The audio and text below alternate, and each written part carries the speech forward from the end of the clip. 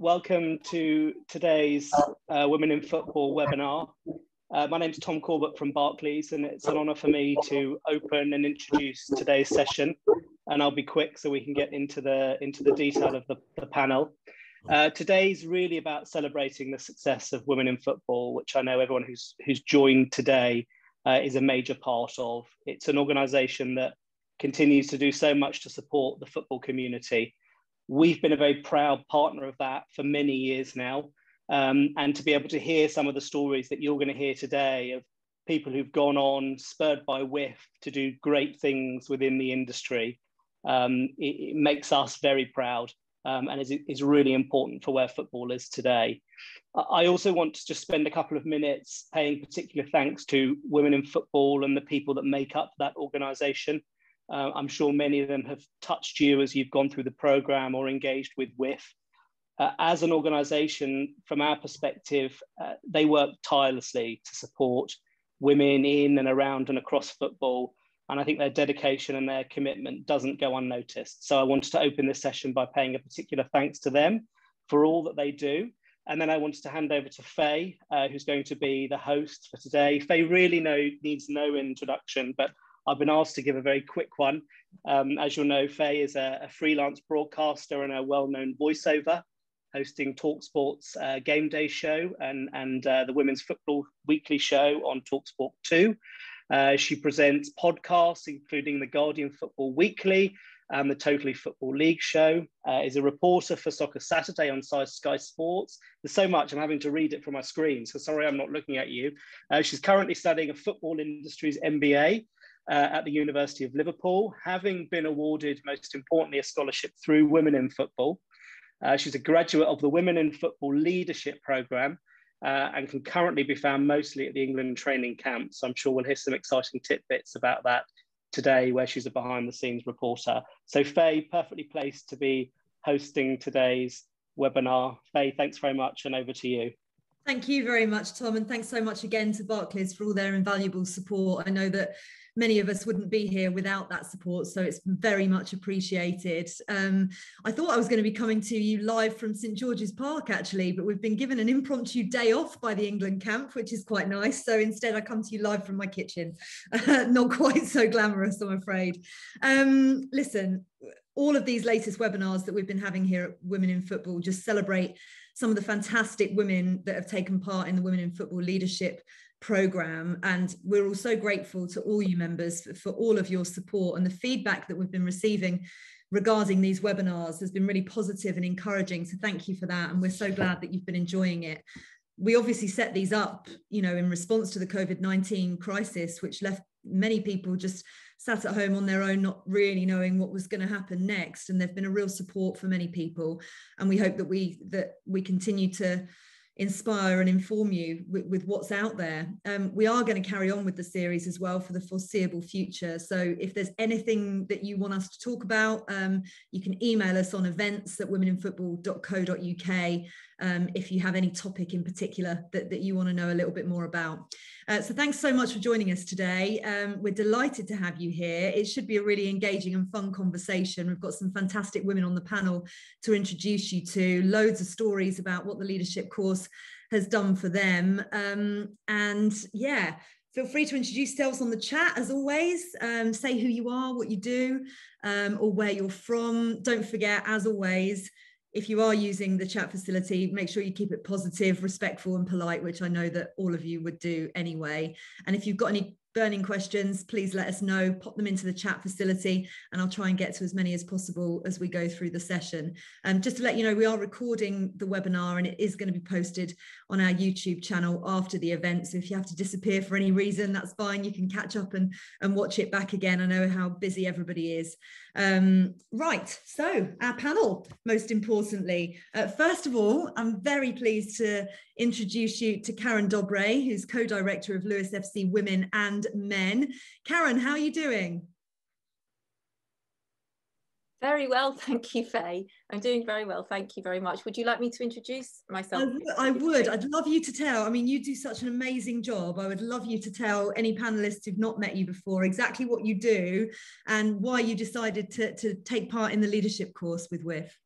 Right, okay. So I'm an elected director at Lewes Football Club. Elected because it's 100% community owned there. So we're elected from amongst the owners. And I sit on a board of directors. There are 8 of us. They're all men, apart from myself and actually ex-Lioness Claire Rafferty, who we co-opted onto the board a year or 2 ago. And what can I say? We're responsible for the strategic direction and vision of Lewes Football Club, which is extremely ambitious. We're on a mission to be the most owned club in the world. Well, we'll start with England, most owned club in England. And obviously to get both of our first teams up those leagues, our women into the Super League, they're currently in the Championship, and our men into the league. I thought I was unusual actually before I went on the Women in Football course, and so maybe I'm not, but I never liked football until I heard about Lewes FC's equality campaign, by which they became the first club in the world to split the playing budgets equally between the men's and women's teams back in 2017. Previously, I had always thought football was a men's sport and was about the Premier League exclusively. I didn't know about grassroots football. I didn't know that women played football. I was pretty green. Since then, I've been on a crash course in sexism in football and really enjoyed it. And yeah, I suppose I came onto the leadership course with Women in Football because I was kind of plunged into a leadership role at Lewes FC, really. I volunteered initially to tell other, what I call unwelcome women, about what Lewes were doing, so that they would come to women's games in solidarity with the cause, even if they said they didn't like football, because I knew that they would get turned on to it, right, by watching women's match, and many of them did. In fact, we quadrupled our gate in 2 seasons. But from there, I kind of was doing so much for the club and getting sponsors in that it was getting a bit, weird to be signing my name volunteer. So I asked to be on the board, they co-opted me, and then when the elections came round in October, I was elected.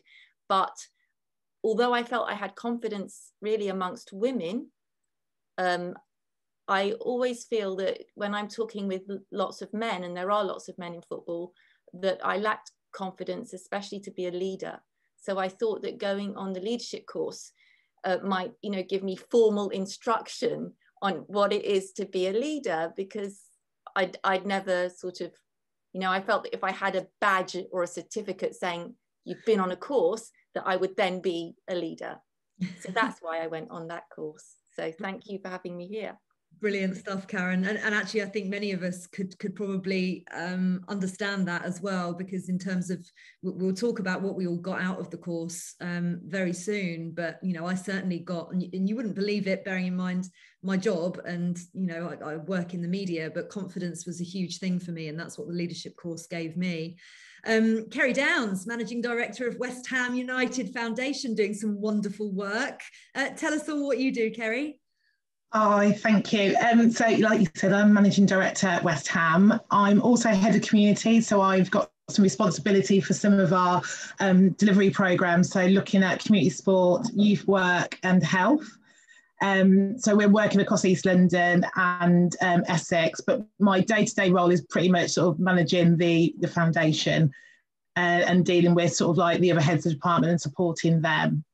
And the reason why I ended up on the course was that this year has been a perfect storm in terms of training opportunities. So I was lucky enough to get a place on a mentoring programme run by the Premier League. And I was working with Michelle Moore, who said, you need to go on this course. Like, you need to apply, you need to go on this course. And because some of the stuff I was struggling with is about finding my voice and having that confidence. So yeah, that's the reason why I applied for the course, and it's turned out, I know we'll get into this a bit later, but it turned out to be the best thing I could have done. Alongside the coaching experience I had, it's been life-changing, to be honest. So, yeah.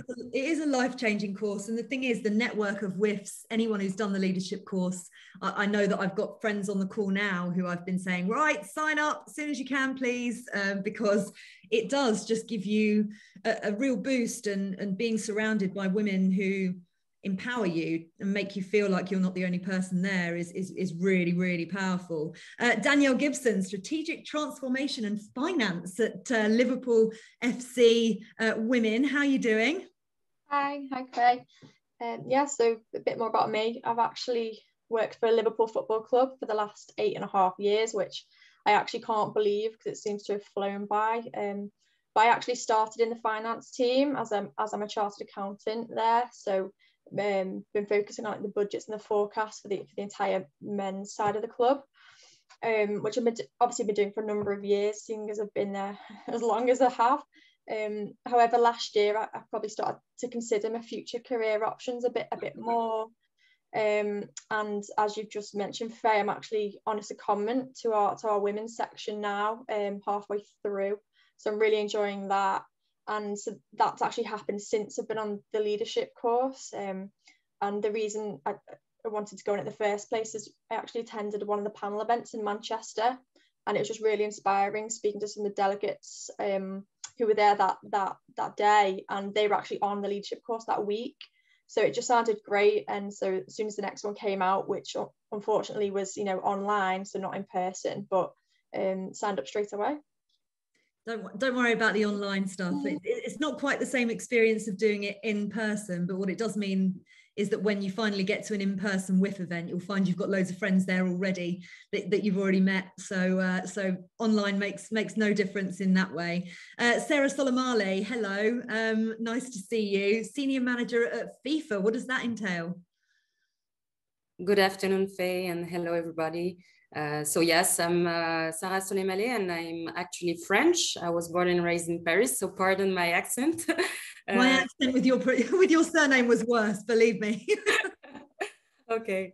I've been expatriated to Zurich, Switzerland for the past 8 years now, because that's when I joined FIFA. I had to move to Zurich. And I started first in the legal division at FIFA as a lawyer, since this is basically my background. Then I specialized as a sports lawyer, and a few years ago I joined the governance department as a senior manager in order to basically deal with governance related matters within FIFA's member associations, with a specific focus on the African continent, so with the African member associations of FIFA.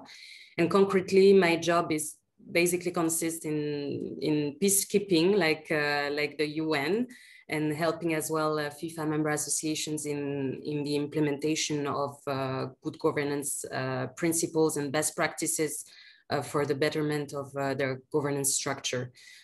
So that's basically what I do at FIFA for the past few years. And what led me to join the Women in Football Leadership Program is, first of all, the fact that I think there is a huge credibility for this program that I think we should also remind. Now it's quite a brand. So it's easy also, to look for the information online. And on a more personal side, I was actually looking for some sort of guidance on what can I do to then go to the next step in my career. Because after 8 years, I'm not in a leadership position as maybe many women in this panel, but I was still looking for, some answers on, okay, what do I have to do to go to the next level? And basically, what kind of steps do I need to take in order to strategize a bit more and be able to reach my ultimate goal? So that's where Women in Football Leadership Program helped me to find my answers. Excellent stuff. Well, we'll find out what those answers were shortly. Last but not least, Ali Speechley with a wonderful Banksy exhibition behind her. It's fabulous. I love it. Absolutely love it. So you're an academy coach. Tell everyone what that entails and why you wanted to be part of the leadership program. Yeah, hi Faye, hi everyone. Yes, my name's Ali. I started out as a volunteer coach actually in 2014. just doing 1 hour a week in a school playground after work.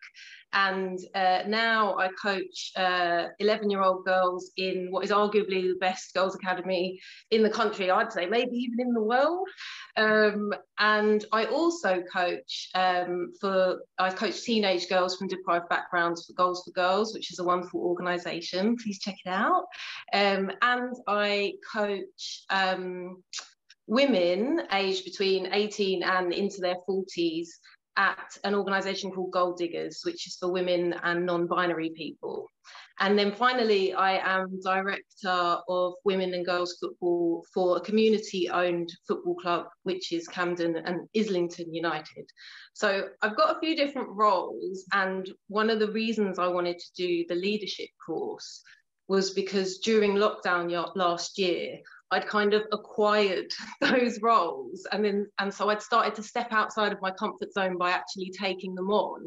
And then I was like, imposter syndrome has kicked in massively, and I'm not sure they meant me. I was like, did you mean me? So I wanted to go on the course, like the others have said, really just to help kind of with my own self-confidence, and to feel like I genuinely was a leader and that they did mean me. You are a leader. I mean, how you're juggling all of that, I have absolutely no idea. You've got to have leadership qualities to be able to do that and make an impact in so many different areas.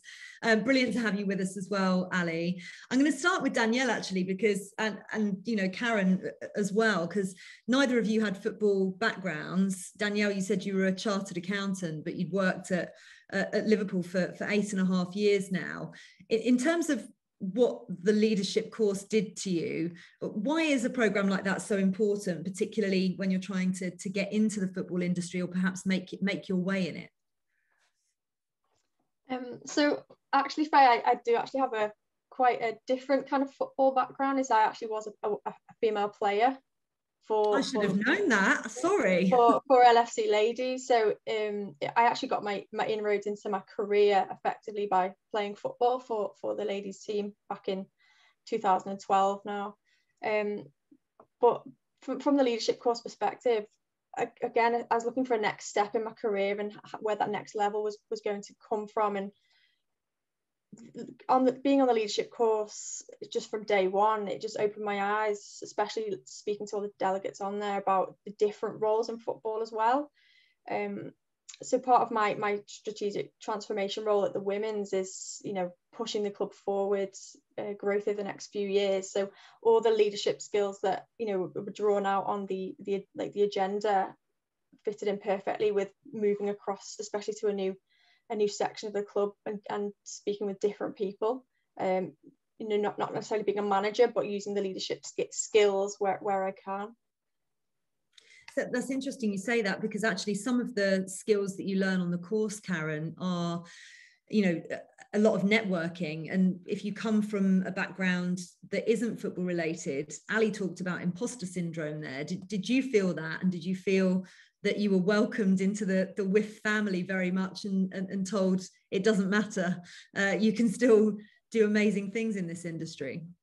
Yeah, definitely. I mean, I always say I get double imposter syndrome in football generally, because it's like, one, I'm a woman, and B, I don't have that history where I can sort of remember what Arsenal did in 1980, whatever, when all the people are, you know, on the board or in the club are talking about it.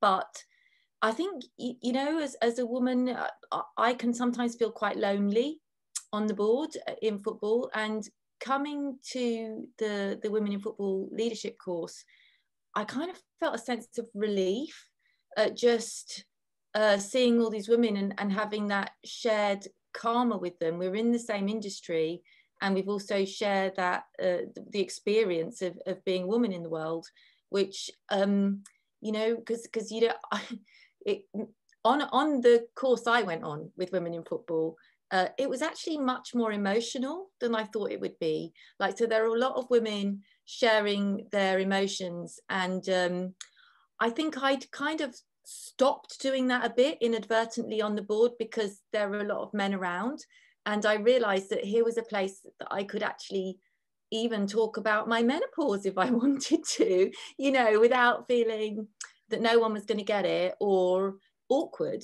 And also doing that on the Women in Football Leadership course actually made me able to do that on the board sometimes with the men if I want to. You know, it's like a training ground. Well, it is a training course, so brilliant.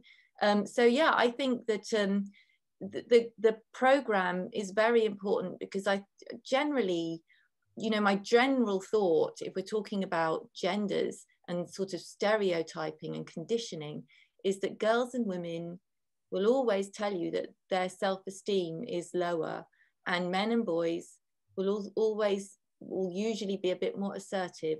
And when you're in an environment of the same gender, I think I felt more relaxed and more able to kind of be myself, which is I learnt and know is a very important quality of a leader, to be authentic.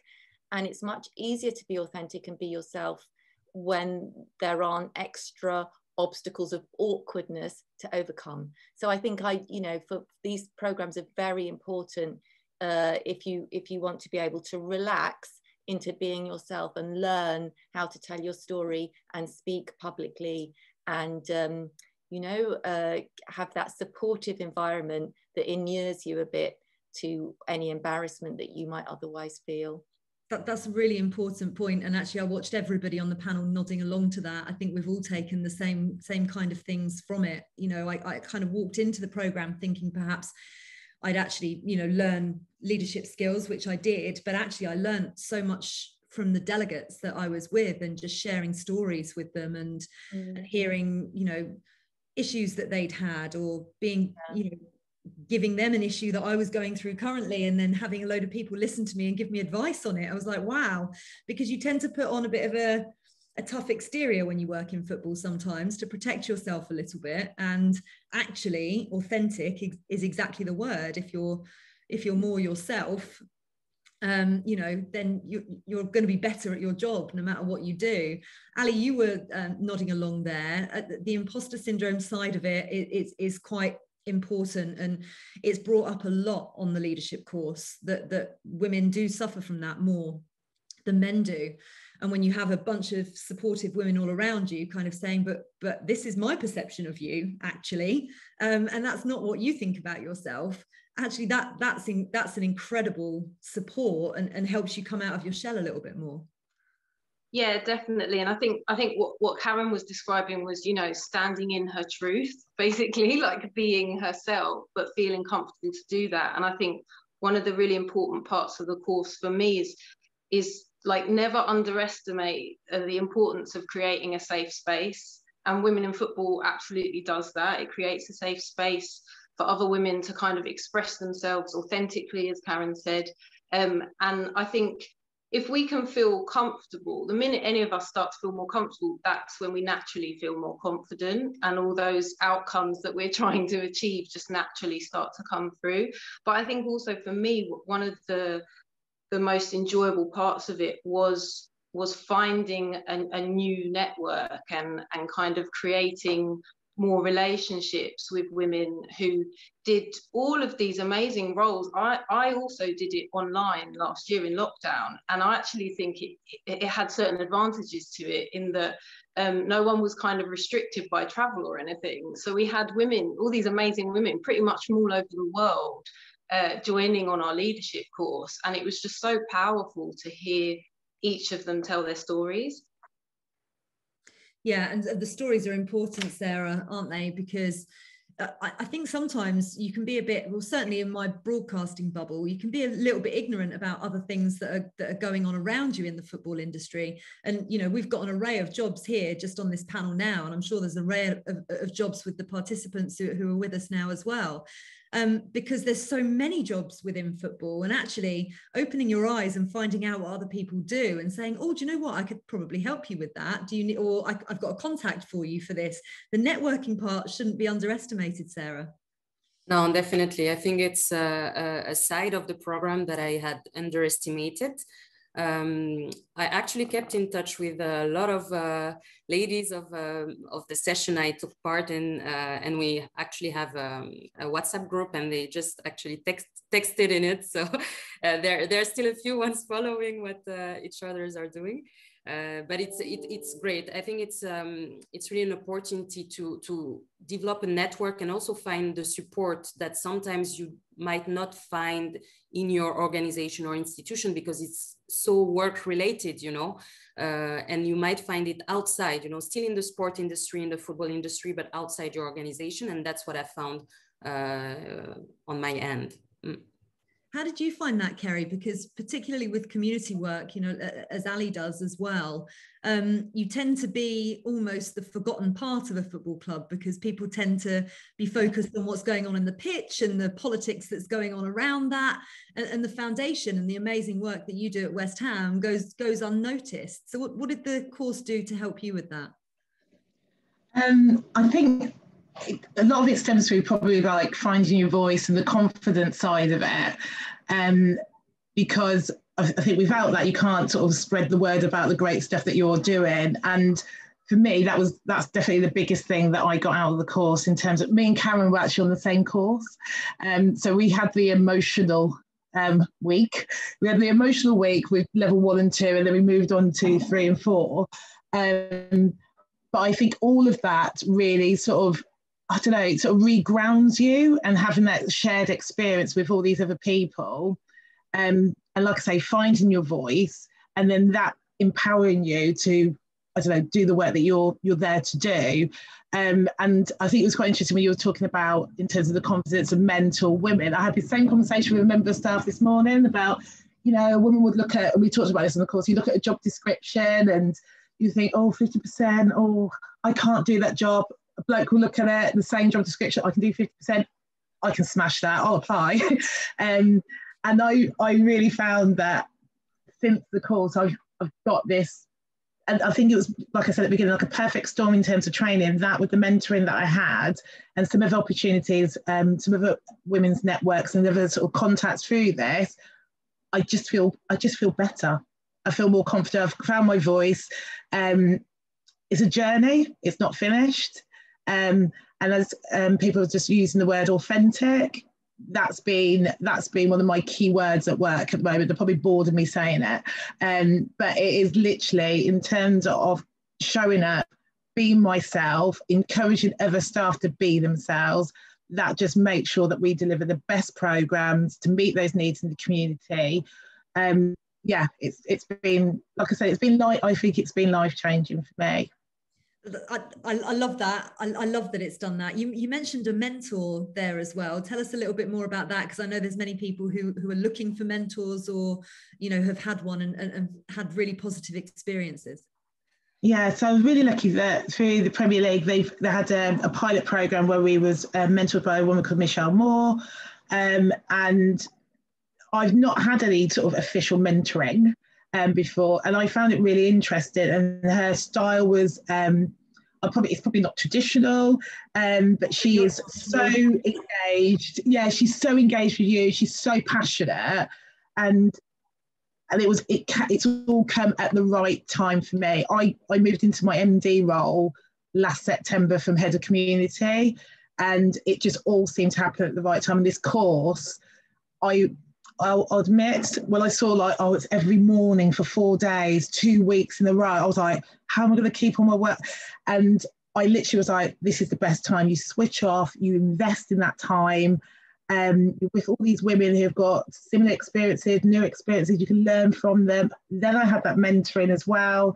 And then we also got the mentoring session we had with Monique at the end, which I took, which was really valuable as well. So I would, if people have the opportunity to get any form of mentoring, any opportunities through works or other networks to take it on, but the course, was I suppose group mentoring we had sort of through there. Yeah, that's interesting, because I did through the level 4 leadership course that I did, which I'm trying to think when it was now. I think it was about, that time has just stood still with this pandemic. I've got zero concept of it at all. I think it was about 18 months, 2 years ago, maybe. And it was maybe about 6 months before the pandemic. And we were then offered a coaching session with Jane Purdon, a group of us from the leadership course. And it was group coaching in terms of us coaching each other. So, and how to kind of do that. And it was amazing. I got so much out of it. I put sides of my business and what I do, you know, as priority, and actually, you know, looking at future-proofing my career, because broadcasting is a funny old career. They can swipe the rug from underneath your feet at any moment. So, you know, making sure that I've got something else to kind of go to and everything else. And then, of course, with the scholarship at the University of Liverpool for the Football Industries MBA, doing that has been a real eye-opener for me, because actually, with what I do, I don't look at the business side very often, and it's so important, and I find it fascinating, and there's stuff that I'd love to do going in the future. How much did it open your eyes, Danielle, to things that you might want to do in the future, and what your career might hold next? Yeah, well, one thing that it definitely did show me is it did open doors to other aspects out there that I would never have considered previously. So, for example, you know, trying to, if there's any opportunity up there to become a non-exec director of a board, you know, from in your local area or something, which will always, you know, prove your skill set and on your CV as well. I wouldn't have considered anything like that until being on the leadership course. So that's opened my eyes for future prospects, keeping my eye open. But again, going back to me being on this secondment at the moment, what I'm having to do is kind of bring people to the forefront of the women's game in a male club. And obviously Liverpool is a hugely successful male club, but at the end of the day, we do football, so we want our women's team to be back where we belong. And I've noticed a change in attitudes of staff within the club who've predominantly kind of maybe left it outside their role, but transforming the leadership skills to go to speak to staff from all over the club, to bring people together, to work for, you know, this common goal that people are now getting on board with, quite rightly. It's really exciting. So like a lot of the delegates have already mentioned about the skills from the course, and you know, transforming to become a leader to some people that never would have had the opportunity to do before, without realizing you are actually being a leader in some areas. If you take the time to reflect on it through the learnings, you realize the impact you actually have on other people, and the different ways to communicate with different people in different areas. Whereas previously I was just finance based, similar mindset of people in one department. So it's definitely helped me in that side. Yeah, I would agree with you on that completely. It opens your eyes to actually what an important role you can have if you look at what everybody else is doing around you and how you can be effective. You know, I look at how I can help the younger women coming through broadcasting, which I've done for a long time, but I'd never really thought of myself as somebody who could kind of hold their hand a little bit and say, well, do you know that this is available? Because nobody told me that anything like this when I was coming through the industry wasn't available. And it would have been incredible in my 20s or early 30s to have been able to, you know, meet people on the same wavelength, because that's what, in every part of the course that I've done, the leadership course, I've met people on my wavelength, which has been lovely and supportive as well. What about you, Ali? What difference has it been able to make to you in your career? How have you used the skills that you learned? Yeah, so I think like I said at the beginning, I'd already kind of taken on leadership roles, and it was like everyone else had identified a leader in me, but I wasn't sure that I quite believed it myself. So the course definitely helped with that. It definitely helped me feel like a leader. But something that I actually implemented almost immediately was when Ebru presented her story to us. She did it pretty much just using pictures, using photos, and that was so powerful to me, and I found it really impactful. And so I was asked, shortly after I did the level 1 and 2 of this course, I was asked to present to about 60 people online, which is really kind of quite bewildering, because you can't see anyone, you can only see your presentation like on the Zoom screen. But I decided so I was presenting to coaches in the women's game. So it was male and female coaches who were coaching the women's game. and I decided to present my story basically in photos. So thank you, Ebru, for that, because that really helped me, and I really enjoyed giving that presentation, and people really enjoyed watching it. So that was something that I managed to kind of implement almost immediately. I don't know if you can see on the chat, but Ebru says most welcome, and I remember Ebru's speech like it was yesterday, and it was incredible listening to it. It gave everybody in the room goosebumps, but it also set the tone for the leadership course, and made you think that there have been so many trailblazing women coming beforehand and really, you know, parting the waves for the rest of us to come through, and Ebru's one of them. And when you hear that story, you think, okay, I can follow this lead, I can do something here, I can help people, I can help myself, I can, you know, do amazing things in this industry. And actually the hurdles that perhaps we'd have maybe looked at and assessed a little bit and thought, yeah, a bit high for me, I'm not sure if I'm going to jump over that, you actually think, do you know what, I'm going full pelt at it and going over it, I don't care. And that's what this course kind of gives you. I found the psychometric tests really interesting, Sarah, because actually I thought I was a different leader to the one that my psychometric test that I did with Monique turned out to be, which I found fascinating, and I've used that in the future. What was the best tidbit that you got that kind of surprised you? Well, the disc profile, that's what we're talking about, right? Yeah. I think for me, what was a bit surprising is that I had really the opposites. So I had basically, you know, this kind of very understanding person, empathetic. And at the same time, I had these very strict features within the profile that are completely on the other side of the circle, you know? So it was very interesting to to understand that, because obviously I guess there are people that might see one aspect of me and then maybe not the other side.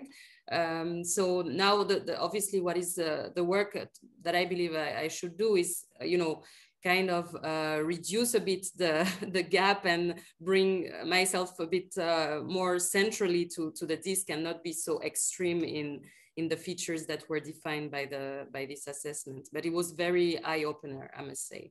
Yeah, it's one of those things that you look at and you say, okay, I'm going to try and apply that in that case. Or the self-awareness that it gave me. I'd always like to think I was quite a self-aware person, but when people have a perception of you and then you have a perception of yourself and then they don't quite align, and you think, oh, okay, well, I must be giving this across then.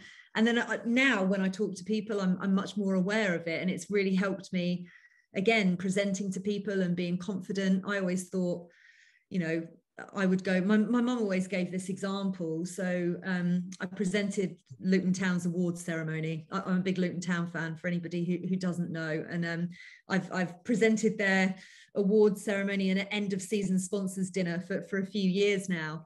And I invited my mum and dad one year. And I was so nervous beforehand, as I always am whenever I go up on stage.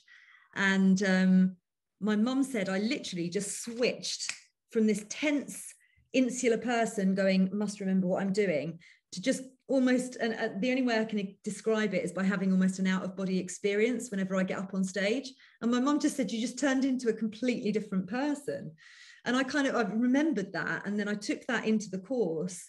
I thought, actually, that's quite an advantage to have, because lots of people, or certainly when I was younger, when I had to go up on stage and talk in front of people, I froze and I was really quite timid and shy. And I thought, okay, well, I've learned this skill from somewhere. Where have I got it from? I've got no idea. But now I use it to a benefit. Clearly, the nerves and everything else, you know, work in my favor.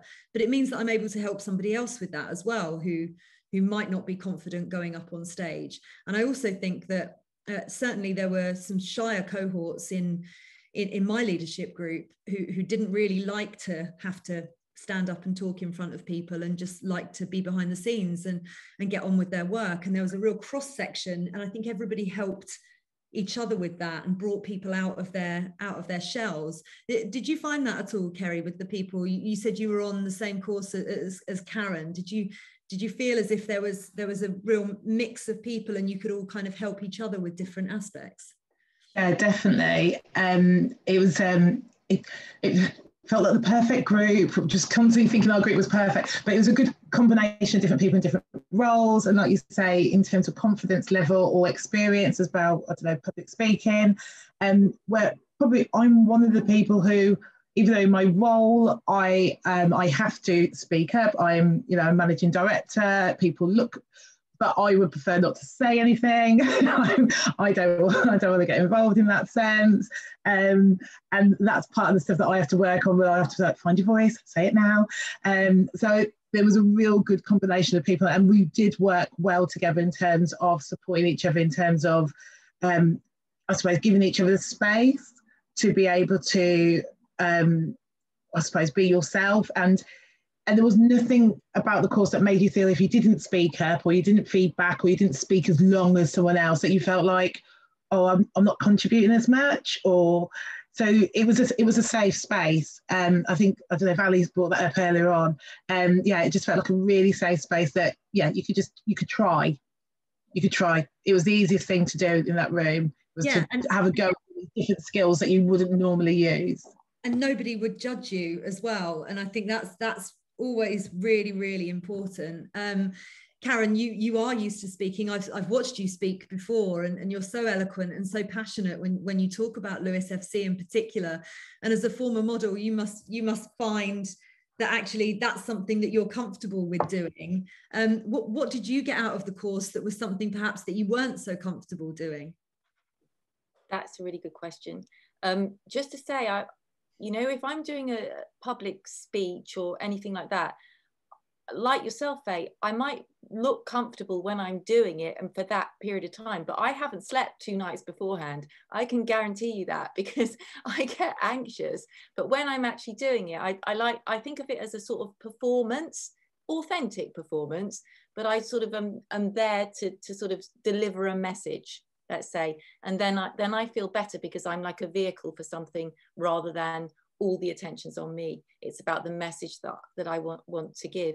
But in terms of like uncomfortable, there was this really good bit on the course where we had to do like a 5-minute, I think it was a 5-minute presentation to everybody else. And, you know, and I find, how can we put it? It's great to get positive feedback, but it's also brilliant to get, you know, what in the counselling industry anyway we call the growing edges, like where is it that you could actually improve yourself, and please, you know, it's not in a judgy way, just in a really great unconditionally positive regard way, give me that feedback. And I remember being told that when I was doing my presentation, my voice was going like really high and up and down and up and down, and it was actually distracting from the message. And that was so useful, because I know I can do that when I get excited. I realized I could after people told me that, and I thought, yeah, I do that.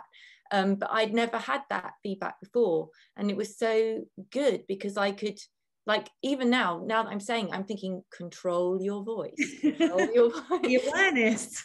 Yeah. So I mean, you get some really useful tidbits to take back and you know, and remember and work with and take forward into the next things that you do. That's what it is. It's something that could be so small, and I think because everybody's so relaxed and everybody's so open, and you've all talked about vulnerable situations you've been in and things that have happened, and you get the support around you, then when those people feed back to you something that is constructive, you take it on board. You don't see it as an attack. Whereas if you were in any other situation, you might feel slightly vulnerable and feel as if, oh God, then now I'm really paranoid about my voice being like that, or for me, that I talk too much, you know, all those different things. Actually, Karen, while I'm with you, I've got a question from Lillian Trigo. I hope I've pronounced your surname right, Lillian, fingers crossed. She says, I'm a journalist from Brazil. First, I'd like to congratulate WIF on this wonderful panel for bringing together these wonderful women who are sharing amazing stories. In 2020, I was planning to attend the on-site leadership course, but the pandemic happened. And when it's possible to travel again, I will take the in-person course. Well, we very much look forward to that, Lillian. She wants to know, Karen, though, can you talk a little bit more about how the leadership course helped you implement the initiatives at Lewes FC? Okay. Well, first of all, it's important to say that the equality initiative at Lewes FC was the brainchild of a man. And then the other board members, he had to sort of quickly, you know, some of them quickly agreed and some of them he had to persuade. And it was you know, it's never been an easy journey, the equality one, as you'd expect when you're making great changes. You know, not everyone's going to agree, and you're going to have to prove concept a lot. So I didn't initiate the equality campaign, but I did tell women about it, and particularly targeted women to come to our matches, because the main criticism of that campaign was women don't get the same crowds as men, so why should they get paid the same? Why should you value them the same? And that was, you know, that needed some education really about the ban on women's football, and about the cultural difficulties that women have to play football, and also about the fact that, you know, there's much less broadcasting and media given to women's football than men's. You know, but you could carry on with these reasons. But so I did that, and I set up a sisterships network for Lewes FC. And how I did that before I started this course, but the way this course has helped me with my work is I lead on impact on the world on the board. And there are different pillars. There are equality winning football, fans and community engagement, our house in order, and financial sustainability. And I lead on impact on the world. And the way it's helped me is to use my voice, as has already been said, really believe in my experience as a woman being useful on that board, really believing that the fact that I make the board more diverse is good for the board, even when other members of the board don't agree with me. I've got that backup, and it really helped me being on the leadership course to see other women. I see them all as role models, and you know, to see them, to hear about their experiences and doing their jobs. And that has really given me a lot of backup in my mind to continue the work I'm doing, and to really push it sometimes when there are other priorities. I hope that answers the question. I think that was a fantastic answer. And actually, while I'm with you, Karen, somebody else has asked you a question. It's Daphna. She would like to know hear more about how to make the decision to offer equal pay and investment, which I think you kind of just touched on there, that it was originally from someone else, but how? Well, I mean, it starts with the fact that we're community owned. Therefore, our club is looking for ways to create value in society and actually address social issues. We're not for profit. We're not trying to squeeze profits for shareholders. We're literally trying to create value for our owners, which is defined as the community. So if there are issues we can address via football that will affect society, we will address them. Our women's team were doing brilliantly, Daphna. They were storming up the leagues. And so the question naturally came up on the board: why are we assigning more playing budget to these men? They're great, but really, when the women are doing so well, this doesn't make sense, just because we've always done it. And so the decision was made to equally value them. They already played on the same pitch as the men, but to get the same resources and to actually put some more marketing behind them, because they got a lot less than the men, and really target you know, men that had been turned off men's football and women who didn't like football. Those were our targets. And so the decision was made simply by noticing that just because something hasn't been done before doesn't mean it can't be done now. Absolutely, brilliant stuff. I'm just going to finish by going around the panel and asking everybody. Karen's already said the piece of advice that really helped her was with her speeches and what to do. But Ali, I'd love to know what the best piece of advice you picked up from the leadership course was, and also what would you say to anyone thinking of doing the leadership program? Yeah, so that's a good question, and you're testing my memory. My memory is awful. Oh, mine's worse, believe me. So I'm trying to think of a specific kind of golden nugget that I got. But in all honesty, I think this is a bit of a cop-out for me, but being, you know, authentically honest. But I think in all honesty, it was just the general vibe of our group, and being around so many phenomenal women from, like I said, all across the world, who were really kind of pushing boundaries at the top of their game. And like we said before, they had so many different roles, and so I think it just empower women, right? And so to just be surrounded by such empowering women, that's kind of what I took away from it, is like, let me go out and do this. I have been selected for these roles. People have approached me for these roles. I didn't apply for them. People came to me and asked me if I wanted to coach at their club or I wanted to sit on their board. So if they've seen something in me, it must be there. And it just, being on that course really helped empower me to believe in what everyone else was seeing. But in terms of like other people who are maybe thinking about it, I say this with everything. I just say, just go and do it. Like, why not? You know, unless you've got an amazing reason why not, just go and do it. And I always try to choose things that spark joy. And this definitely sparked joy in me. And I genuinely believe it will spark joy in others. So just apply for the course. Love that. I very much saw it as an investment in myself. I kind of balked and thought I don't really need to spend that kind of money, but it was worth every single penny, because what I got back in education, if you like, and support was, you know, well worth it. It was priceless, really. Danielle, what about you? Yeah, well, so for me, one of the key takeaways was the journaling aspect. Like, don't get me wrong, I am rubbish at journaling and I don't enjoy it. But what I have learned from the process of journaling is that every day you should just take note of what's been positive that day. I'm sure a lot of people will agree that a lot of positives go unnoticed, or they'll just wash you by because you think it's expected of you, whereas you'll then focus on the negatives and let that eat you up. Whereas if you take time to reflect and make a note of the positives and kind of achieve that, make note of that success and that win, it'll inspire you for the next day. And you might not have achieved everything you wanted to do that day, but you know, you can continue to take it off and build it up. It's probably similar to like a footballer's analogy, is what would they spend their time thinking of? Will they think of the great pass that they did during the game that, you know, contribute to a goal, or will they think of that one miss that they could have scored? You know, what do you want to focus your attentions on? And then for I've actually already recommended the leadership course to work colleagues as well. I think that the number one positive for me was expanding your network and listening to those around you who are in similar positions or completely different positions in the industry, but like you say, that saying, if you can see it, you can be it. So it gives you, you know, a wider network of opportunity.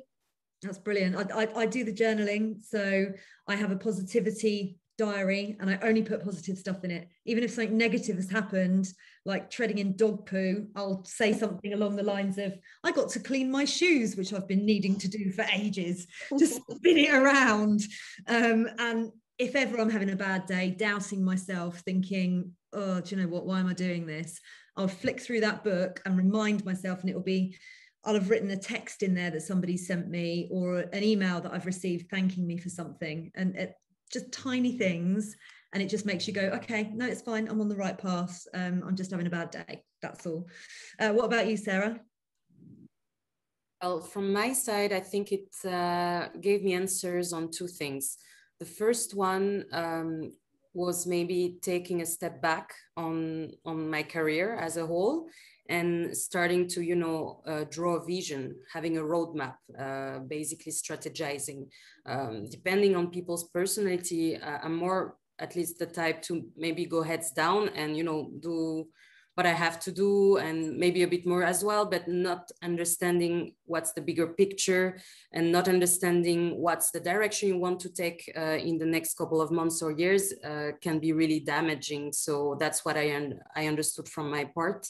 And that's what Women in Football helped me to also take as a step, you know, basically drawing on a map, you know, what you want to, where you want to be in 1 year, 2 years, 5 years, and so on. So that's really something that helped me quite a lot. And also understanding that, you know, you cannot make it on your own. At some point, you also need to have allies, to have, you know, some sort of categories of person that will support you, that are cheerleaders, allies. And I think that's something I've always minimized so far. And I realized that it's actually necessary to grow in the industry. Yeah, really good point. And what about you, Kerry? I would say we did some stuff on personal branding. which sort of draws you into then looking at obviously the positive parts about your career and your skill base. So in terms of sort of taking ownership of that and being proud and talking about that and say, you know, I've got this experience and I've got these great qualities. I found that part being quite powerful in terms of developing your sort of like empowering you to be a bit more stronger. And in terms of the course, I've got a member of staff who's coming to my team who I'm going to be line managing, and she's signed up for the next course. So as soon as I saw there was an opportunity, I was like, you need to do this course. It will change things for you. And I think like she's a good 10 years plus younger than me. And I see her as, you know, in terms of, I don't know if someone said earlier on about younger people, younger women coming through behind us. It's like, you want to make sure you're giving those opportunities and supporting them to have those opportunities. So as soon as I saw it, I was like, you need to do this course. It will give you a new perspective on your journey. So yeah, all good. Brilliant.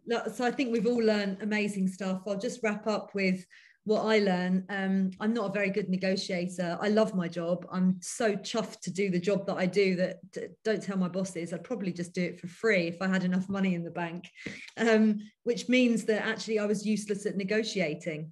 That was my biggest problem. I'd, you know, go and do the work, but I'd wait and see what money they were offering and I'd go, yeah, fine, that's, you know, because anything that was just a bonus as far as I was concerned. And what I've now done is I go, actually I'm worth more than that, and I'm gonna, you know, push. And that is because I had delegates on my program who were much more business minded than I was, and they were like, you're charging that? No. And so, you know, I've improved in that way, and so many other ways. And I think most of you, I'm sure, will have taken at least the fact that it's an empowering time to invest in yourself, and you'll meet the most incredible group of women on your course, who some become friends for life afterwards, others you'll meet, you know, throughout the course of your career at some point, and then at WIF events as well, which is always lovely to have a glass of champagne in hand and chatting away.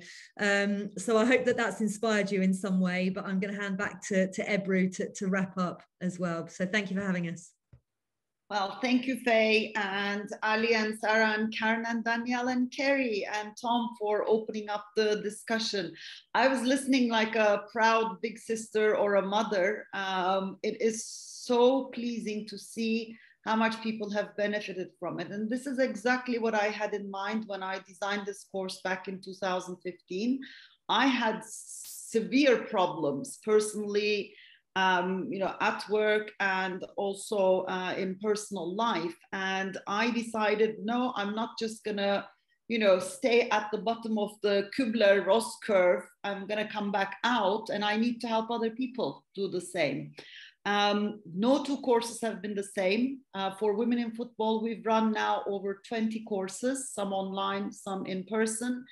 More than 350 people have been on the course, and I'm sure, and I hope, there are hundreds more in England and outside who are interested and who want to be part of this community, because it does really manifest itself in an interesting, you know, connection. The power of vulnerability, the power of telling stories, the power of being able to share what you're going through with somebody else and not feeling weak about it. So it's just amazing and great to see how you have all, one way or another, benefited from it, and each had different takeaways. And you are change agents in your own communities now, trying to help other women. So very, very happy to hear that on behalf of our organization. We'll continue to offer as many courses as we can. And it's evolving. Every you know, year we try to add more. The ones who took it in person didn't have storytelling. Storytelling turned out to be an amazing portion. And now we're looking for ways to tell the stories of everyone, you know, because it's not only the ones who's made it, whose story deserves to be put out there, but those who are still developing themselves, because there's something that everyone can offer in terms of being a role model. So hopefully we'll be back with some new ideas and new offerings. And I would like to thank Tom and Barclays one more time, because it's with their support we're able to deliver and perform all the great work that we are doing. Many thanks, Tom. Okay, so I think we are probably ready to close the webinar. And for those of you who couldn't listen to the whole thing or who wants other people to hear it, we will have the recording put on our social media and you can follow it from there. So hope to see you all again soon and in person. I miss everybody, seeing everybody.